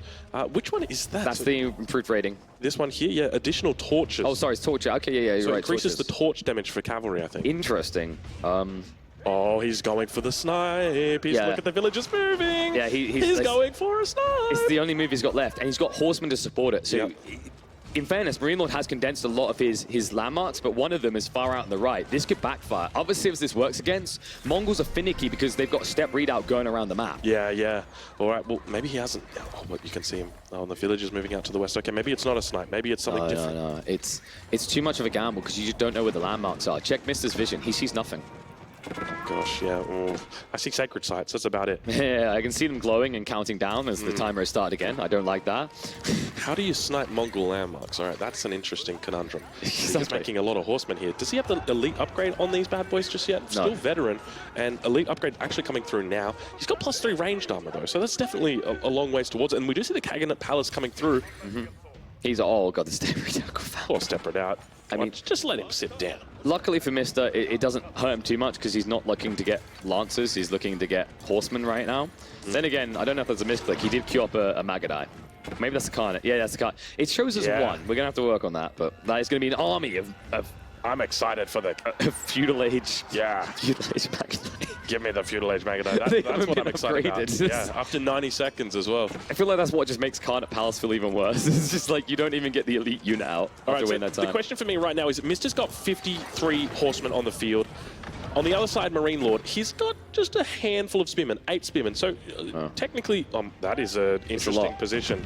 I'm feeling a landmark sniper. I don't know why. I'm just. Are you quicker though? Are you really quicker than MarineLord right now? Yeah, because you take your landmarks and you go into the corner. Okay, but think about this. MarineLord is prepping hand cannons at home. If you time this wrong, you're gonna. Like, it's Nobunaga's cavalry right now, right? You're just running your poor horses into guns. Right.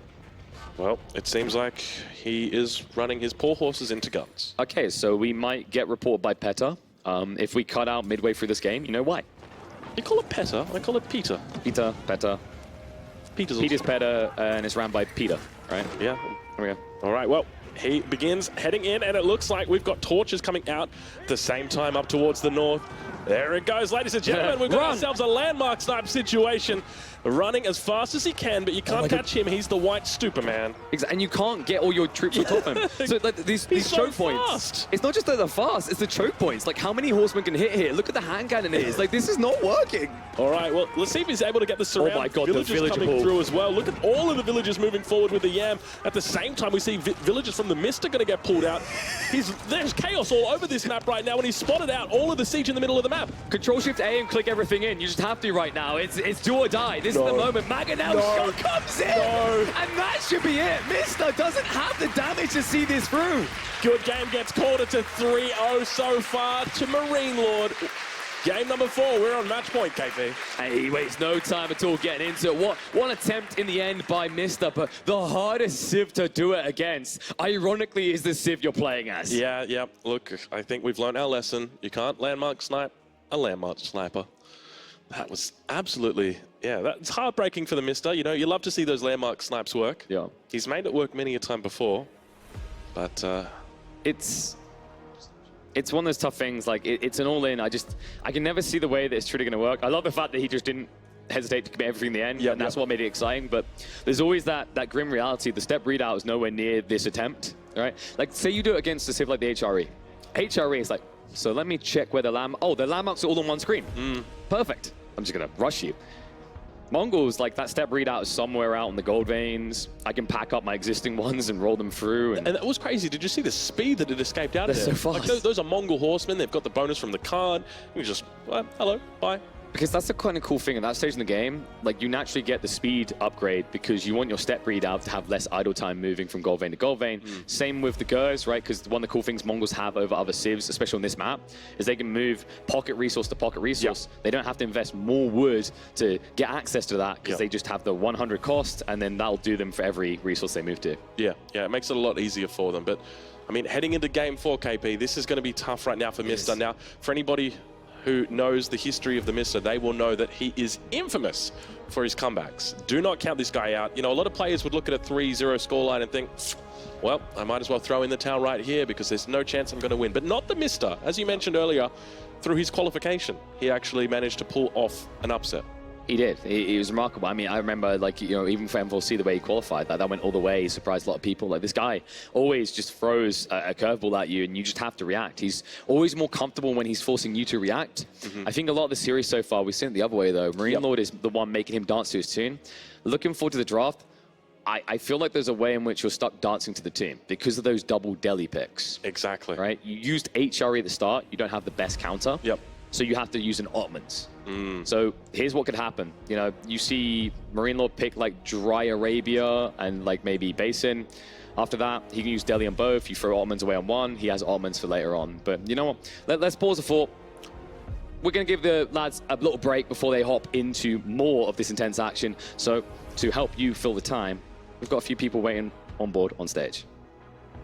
Yes, indeed. Thanks so much. Here, joined by Nilly on stage. And Nilly, we've been chatting about what we've seen. Obviously, the Mista backed right up into a corner here, but you were telling me something very interesting about his path to qualification that relates to the situation we're in right now. Indeed, that's the case. He was down 3-0 there and came back 4-3. So he knows how it is to have his back against the wall and still perform on the highest level, on the biggest stage. That's how he got here. I mean, he wouldn't be here today if he weren't able to pull it out in situations like that. But look, we've still got to recognize really difficult spot for him. What has he got to do from either a gameplay perspective or just sort of mental, psychological standpoint? What has he got to do to get back into this? Mental-wise, obviously, it's pretty tricky, right? You have to take it one game at a time. Obviously, he should be confident in his play, right? He still has the crazy strategies, and MarineLord, he can shake if he's like down 1-2 games, and then MarineLord, yeah, can even lose the whole set. It's just important. Calm down. That's why he's taking some air, and then be back one win after another. Now, we've seen a lot of, I guess, development, actually, this week. Opening the Age of Empires 4 part of this show, Nilly, you and I and the rest of the casters, we talked about, like, we didn't really know what was going on in some way. You know, we do our preparation, we do our research, try to figure out what's going on. KP went very, very deep. He prepared a Google Doc that he shared with all of us to, like, get us up to speed where things were. But there were still a lot of questions that we had about what the players were going to prepare and what they were going to do for this week. Is it, what, like, from your standpoint now, what have we learned? Well, we have learned that preparation pays off, right? That's why everyone grinded so hard, right? There are so many different civilizations, so many different maps, and we have seen even the meta evolve here, right? At the start, the Archer build was a thing. Now Hulks are back on water again. So people have figured out so much, and we have learned how good Ottomans are, right? And how we can play those. We have learned that Men-at-Arms just became so much better as well, and that massive Feudal Age plays with Men-at-Arms dominated as well. Particularly with the English. I think the English, you know, is it fair to say they were sort of middle of the pack kind of Civ heading into this week? Double banned across so many matches today in the finals and semi-finals. Any other thoughts you have on any of the other civs? I think the French have risen in people's estimations as well. Yeah, obviously the map pool just allows so much aggression, right? We had those maps where it's really tough to wall, like Prairie, where you have those tiny little things, and aggression just pays off so well. Extra town centers not that common anymore, and I love the state of the game because the games have been so aggressive, so wild, constant raids, and sitting back and full stonewalling. I don't remember a single game where I really felt bored. No, we've seen a lot more aggression, a lot more action, a lot more proactivity than we anticipated. You know, it's kind of difficult from a production standpoint sometimes putting together the schedule for each day because we're like 7-minute games. Exactly. We're like, oh well, it could be 40-minute games. And but look, it's been a pleasure, Nilly, and obviously you've worked really hard in both Age of Empires 2 and 4 to bring people the broadcast that you know, it's been so successful. My friends, I don't think there's a harder working person that this broadcast that's been on stream, on camera, than the bloke standing next to me. Let's hear it for Nilly, everyone. What an enormous effort he's put in. So tough to do both of these games to the standard that you have, mate. But it's been a pleasure to have you at my side while I've been, you know, jibber-jabbering my way through the weekend. So thanks so much, Nilly. Is there any other closing thoughts that you have before we head into what might very well be the final game here? For me, it's not the final game. I truly trust in Mr., so don't ask those questions. Okay, well, my friends, we're going to kick it back up to the casters. We're going to get stuck in with game number 4, MarineLord 3-0 up against TheMista. Let's find out what's going to happen next. Well, exciting times right now. We are teetering on the edge of, as what was mentioned before, what could be the last game. Yeah. But if there's anything I know about TheMista, it's you don't count him out. No, and you know, you got to feel that crowd behind you. You got to feel that ability to bounce back in these longer sets. We said, you know, there's some tricks you can pull to get a few games back, and I don't know. I've just got that feeling like just one more game, just one. You know, maybe what would help him is if the crowd gave a cheer for Mr. Right? Like, crowd, let Mr. know. Channel your energy into him. We need more games. Let me hear you. Let me hear the support for Mr. That's pretty good. That's what he needs. That's what he needs right now. At his back. Yep. The fans are on his side. For MarineLord, he doesn't need fans. He talks enough trash to... He's like, well, I don't need you, I'll beat you all. Yes.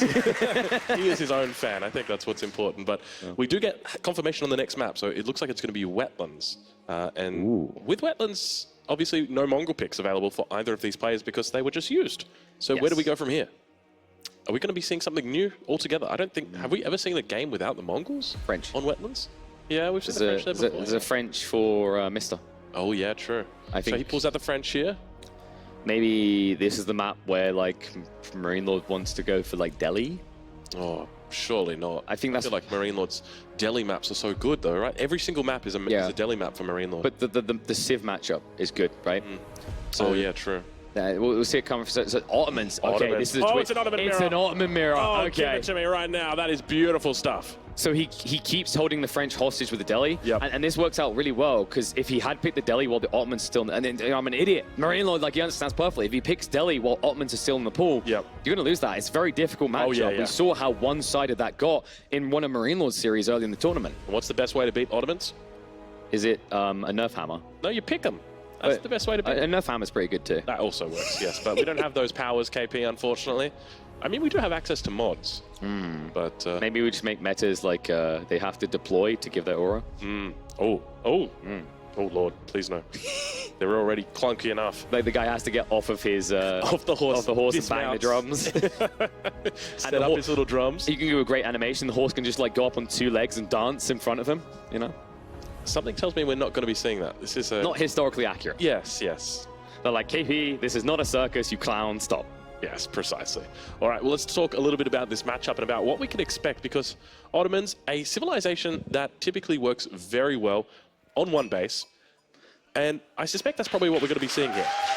Well, what we're going to see is another game, just one more game. Let's keep it going. We move in to map number 4. MarineLord on match point, but Mr. He will not give up. He will not go easily into that Dark Knight. Oh, interesting opening already from MarineLord. So he's picked up 50 stone and then moved out to the mill. So this stone is going to drop off at the mill. We'll see it right now. I love that. From his perspective, if we switch over to MarineLord, it's going to show, there we go. You're going to see all that stone above the mill. This is an interesting mechanic. There they go, handing in 50 stone, just like that.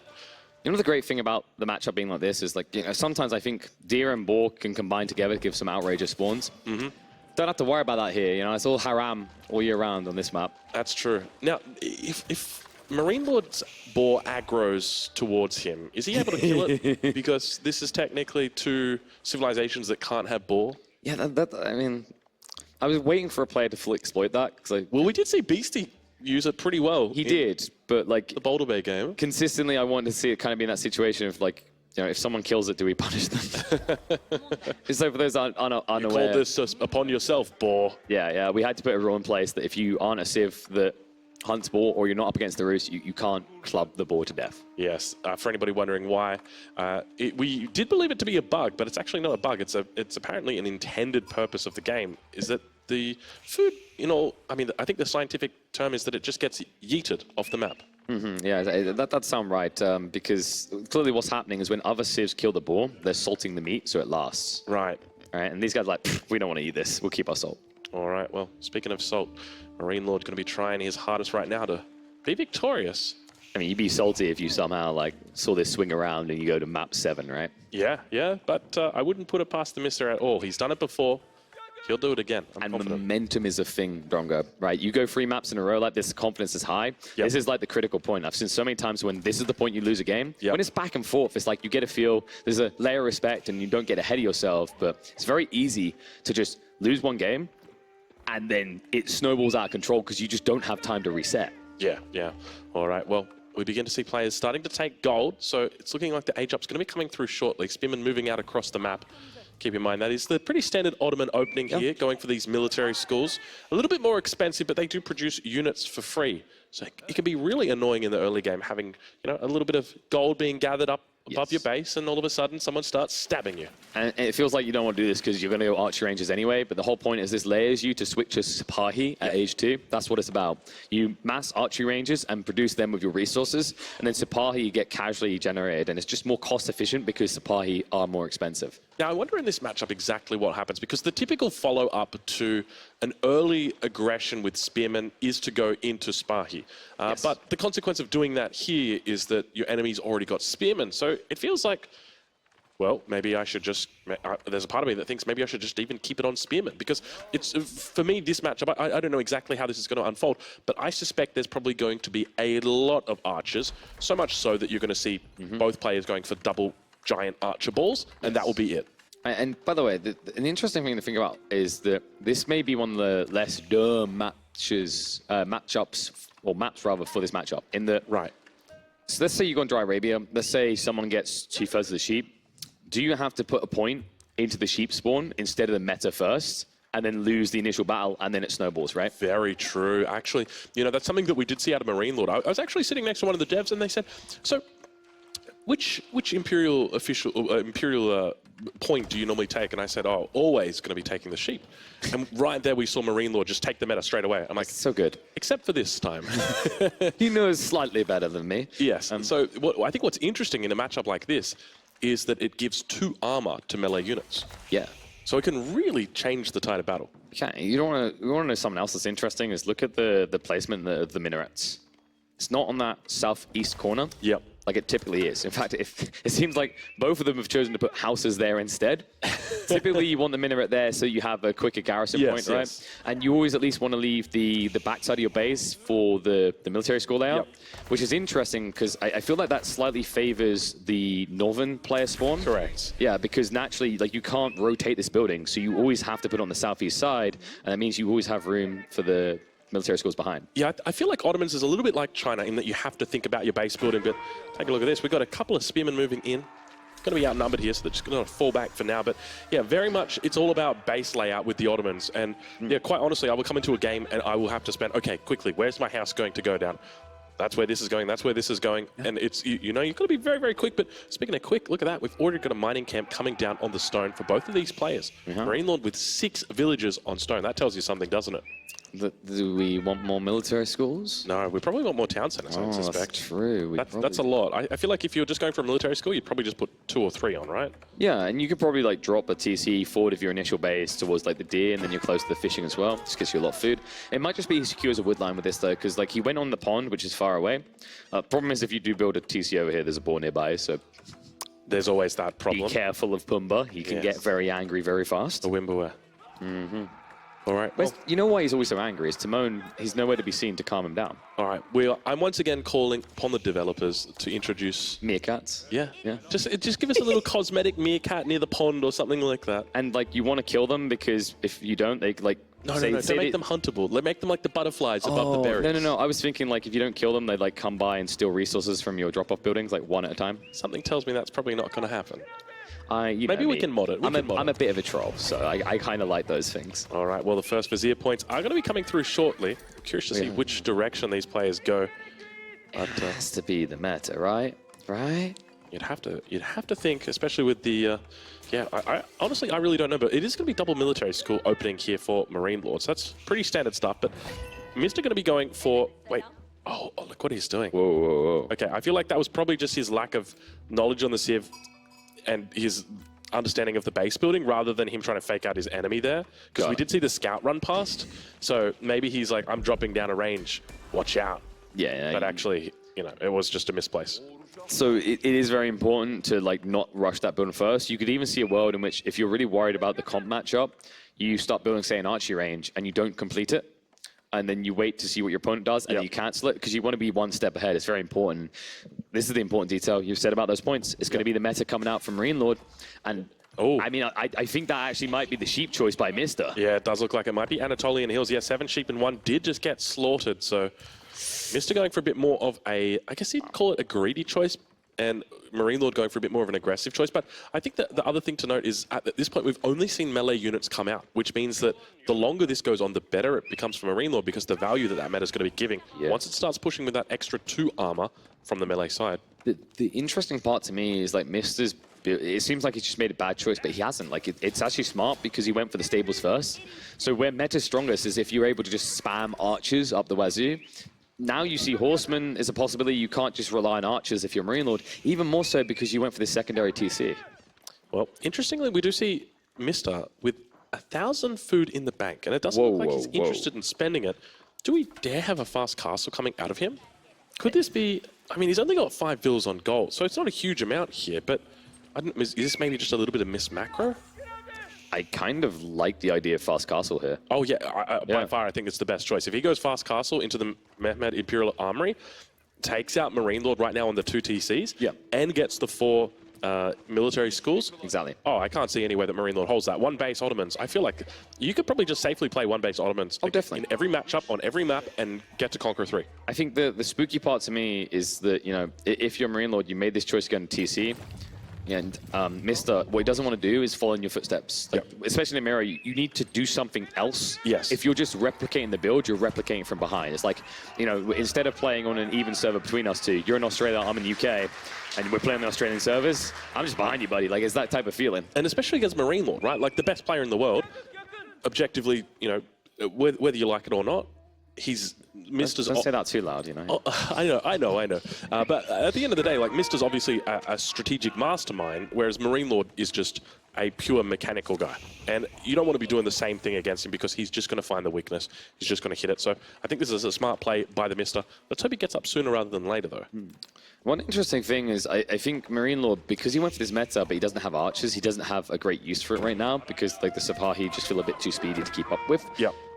So if you go with him, like, you kind of evens out. But like, I think he was hesitant because he didn't have enough Sipahi to go out. Usually you have like 10 plus archers and you can defend the meta. Right. If you have like 2 or 3 Sipahi and you run into your opponent's base, like, you might get pinched. Right. So just to explain, by the way the meta is working, like, you have the attack speed aura, you've got the ranged armor, you've got the melee armor, and if you don't keep in formation, that movement speed buff doesn't go through.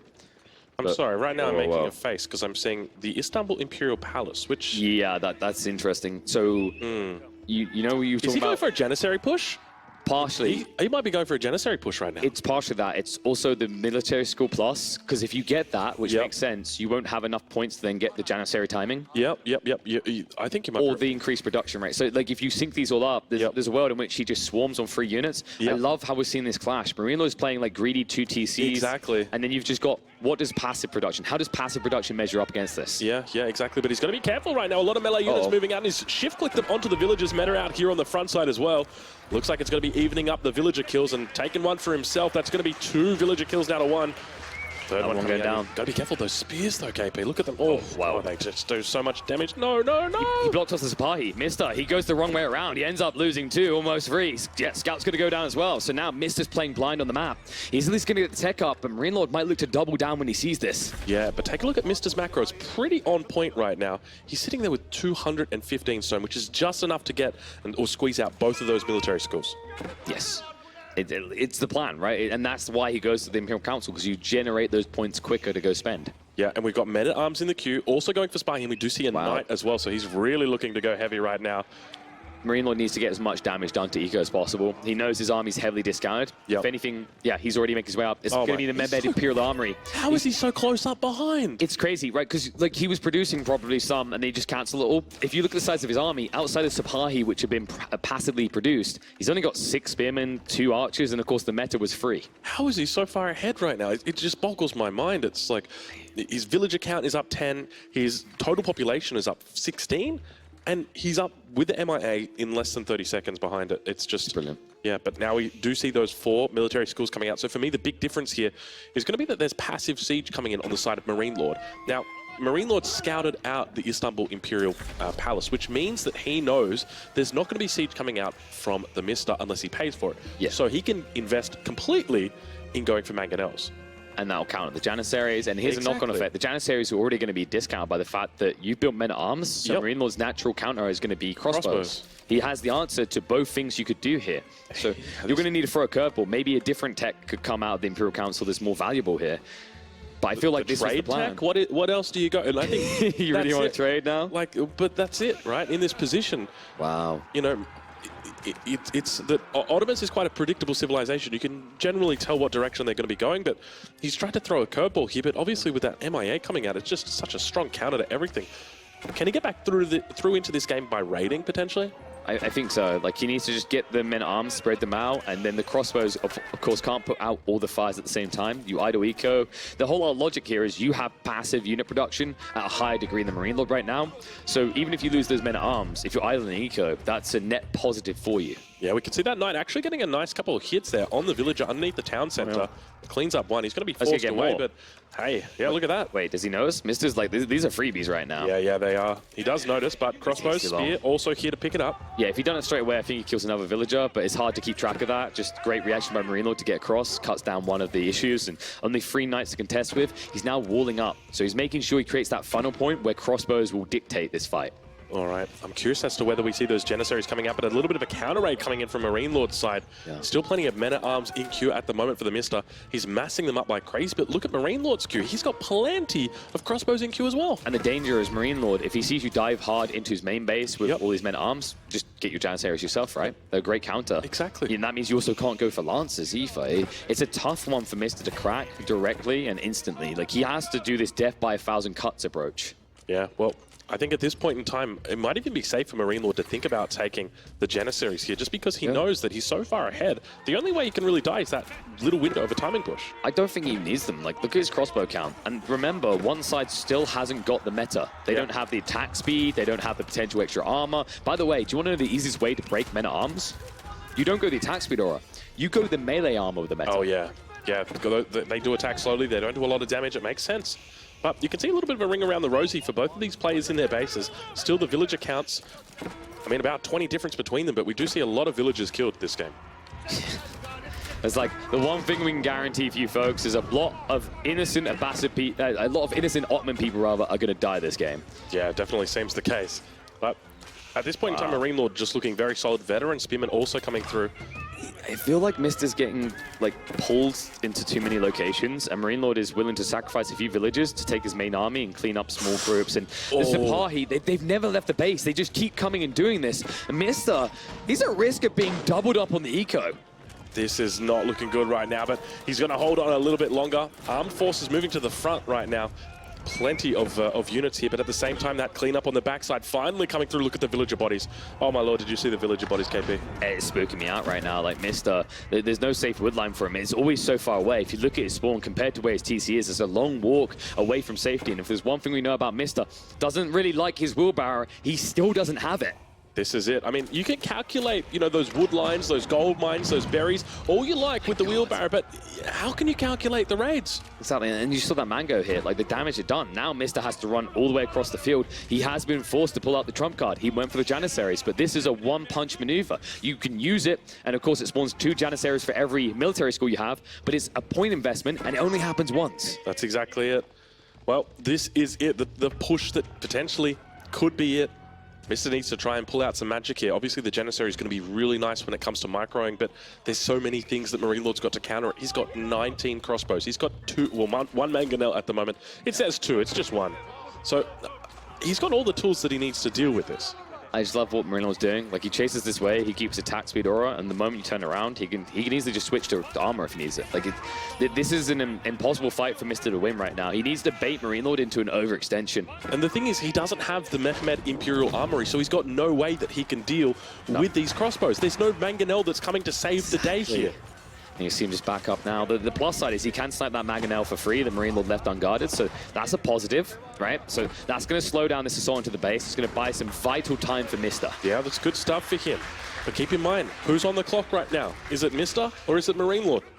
I honestly think it's MiSTer right now. Yeah, the idea the of villager this, count, KP. Yeah, it's not just that. It's this choice in landmark. Like, it's good for a kind of mid-timing, but if this game goes too late, the passive generation here, like when you get up to Imperial Age and you have the Imperial Armory plus 4 military schools, and you add in the 5th, you get to a stage where I think you're pushing out about 1.5k resources of free units a minute. That's so much. That is so many damn units. Oh gosh, I don't know how you compete with that, especially when you throw in something like the Istanbul Observatory, really try and, you know, buff it up. It's absolutely bonkers at that stage. All right, well, at this point in time, we wait a little bit longer to see what happens. MarineLord's got his next mangonel out on the field. Keep in mind, these bad boys are coming in for free at the moment.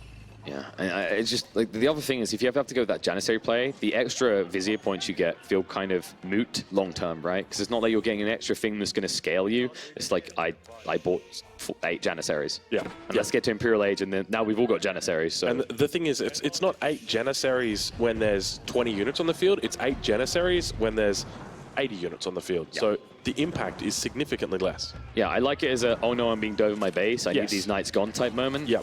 But Or like, if I lose this battle, then I lose this game. And it can kind of like maybe potentially push back the save. But yeah, maybe the early aggression, it's just... I think it's this cool element of like, if you get forced to do it first, you're heavily discounted unless you instantly can do something, because MarineLord can always stop you now going into Knights, or at least in the early phases of Castle Age, because if you do, and you dive his base, spawns 8 Janissaries, insta-kills your Lancers. Yeah. All right, well, the push eventually going to come through, but look at this. We've got a little bit of a wall up on this south side. Keep in mind, still only a single TC at the moment for TheMista, so he's pumping out units non-stop, but the numbers here not looking terrible for him. He's got to meta out, needs to make sure it stays on the backside. Mangonel moving through. The villages are not working. Mister's got 11 idle villages just right here. Like, they can't work the wood line. They're not working for him at all. This is almost a triple up when you think about that element of what's happening here. Mangonel moving through, got a Mago. great little pocket. Look at this. Yeah. So much protection on this right side of the screen. Imagine you have a choke point and then you just create a new opening for your opponent. It doesn't feel good here. He'll pull all the villages back finally. Like, he's been gathering on the front line this whole time. It just hurts him more and more. All right, well, Mister going to try and hold on in this position. We can see the crossbows. He got rid of the meta. Tapping away. I think that's probably what's going to do it as soon as that meta goes down. And good game's going to get called. It's a 4-0. MarineLord is your victor, ladies and gentlemen. He done it. He done it in clean fashion. After slipping up early, losing out to Magic, being caught unexpected. Look at the camaraderie. Magic was able to beat MarineLord. The other Mythology lad couldn't do it, but he's so humble in it. He says, get out here, hold your hand loud and proud. You done it, MarineLord. You won a LAN. Absolutely beautiful stuff right there. $100,000 heading into the pocket of MarineLord. He's going to be super happy, but at the same time, 50K going over to Mister. I don't know, Mister will be happy either way, but like, this is what I love about Mister. In victory or defeat, it's the fact that he shows such great love for his teammate as well. But you know what? I want to give the love over the stage right now. I want to hear from the man himself. Riley's ready to talk to MarineLord. Yes, indeed. I am standing here with the man himself, MarineLord, your champion. Well done. What a performance. I want to ask you, I want to take you back to the beginning of the tournament, heading in before any matches had been played. Did you feel a weight of expectation? Were you feeling pressure? And how much of that pressure were you putting on yourself? I just like to play the game, so I don't really put pressure on myself. But obviously, after losing the first day, it was worrying, I guess. But I prepared very well for the rest of the series. And I knew, like, if I reached the playoff, even if I didn't do good before, in best of 5 and best of 7, it's very, very different. So I will feel like confident no matter what. So as the tournament progressed, after you sort of got that loss out of the way, after you rallied, your confidence grew, you felt better about your chances later in the tournament?